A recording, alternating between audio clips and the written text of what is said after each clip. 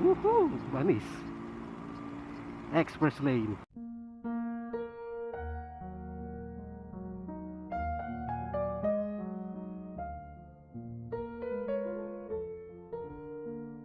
Wala akong magiging bawas ko.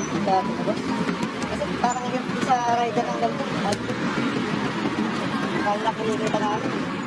Nakikipagtawaran pa ang delivery rider na ito nang mahuli ng mga enforcer na dumadaan sa EDSA busway bandang Ortigas kaninang umaga. Kung nanood kayo ng palabas kagabi, palabas ng balita, so may naibalita pa rin sa TV, itong EDSA busway na to, maraming nahuli.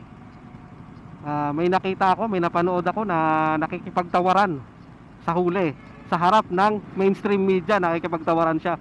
Pero wala silang pinalusot, tinuluyan pa rin. Yun ang ayon sa balita.